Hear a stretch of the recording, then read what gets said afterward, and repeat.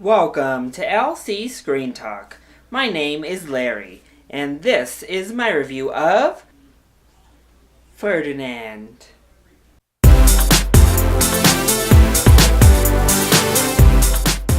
I had mixed feelings heading into this film. I actually really enjoyed the first trailer. I thought it was set perfectly to the Ed Sheeran song, and it just looked so heartwarming and like it was going to be a nice, beautiful little animated film.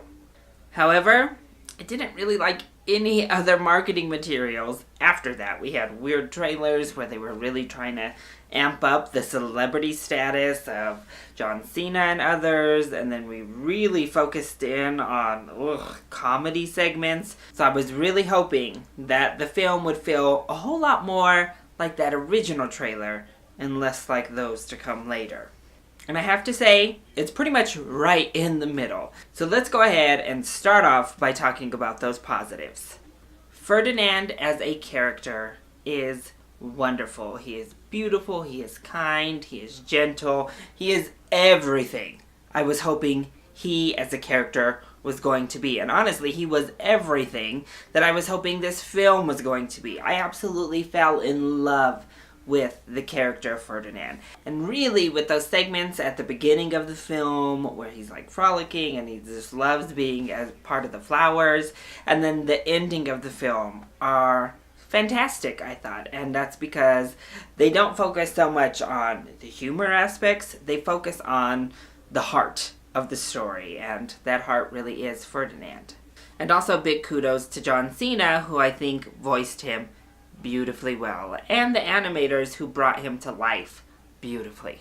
And that actually is a very big positive, I have to say, because I think Ferdinand as a character is one of my favorite characters in films for 2017. I did really fall in love with this gentle giant over the hour-and-a-half runtime. And as I just said, this film ends on such a positive note that it leaves you feeling uplifted, it leaves you feeling happy and feeling positive about what it is you just watched.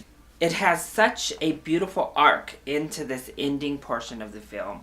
This is how you do feel good endings and do them to great effect. So I loved this ending, and I think the ending really bumped it up a couple of levels from what maybe I would have thought of it otherwise with a weaker ending.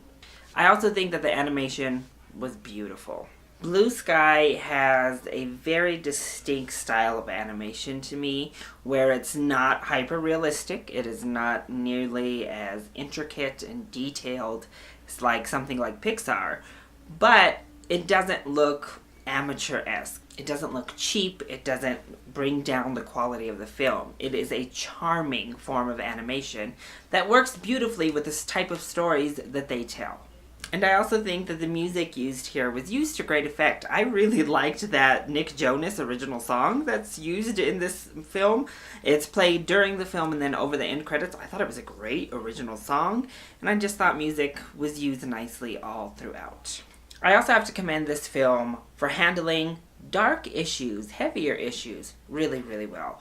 First of all, I mean, we're still fighting against bullfighting. Sometimes cultural traditions need to be amended based on what we learn. As we grow as a species, we need to grow culturally as well.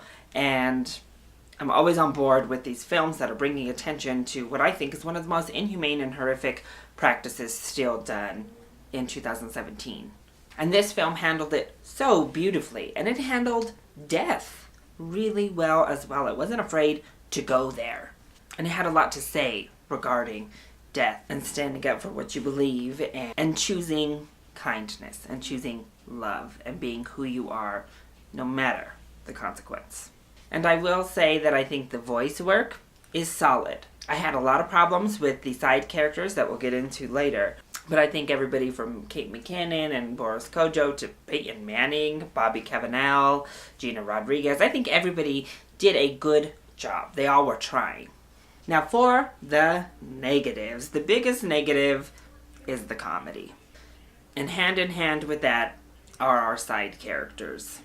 I was so invested in Ferdinand himself and just spending time with Ferdinand and being with him and knowing his story, that everybody else just kind of seemed like a distraction to me. And a very meh distraction. I think they attempt at a lot of jokes, but I don't really think they land many, if I'm being honest. It's very slapsticky in its humor, and it didn't work for the most part.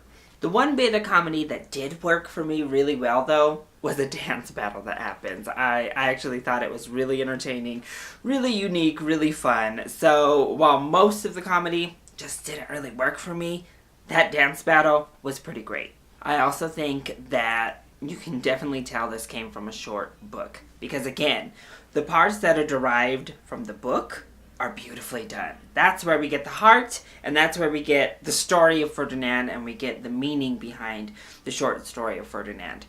But all of this middle portion, a lot of it just kind of feels like filler. We're just kind of like sitting at this place and not really moving, and the story doesn't really feel like it's moving along either.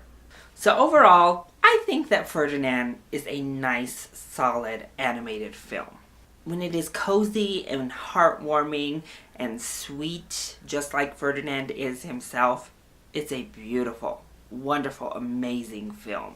And I think that's really what Blue Sky should stick to. I think that's where they should really kind of carve out their niche, because every time they do it and every time they have a film that focuses around that like warmth and heartwarming, like feel-good story, it's amazing. And Ferdinand had so much of that amazingness in it.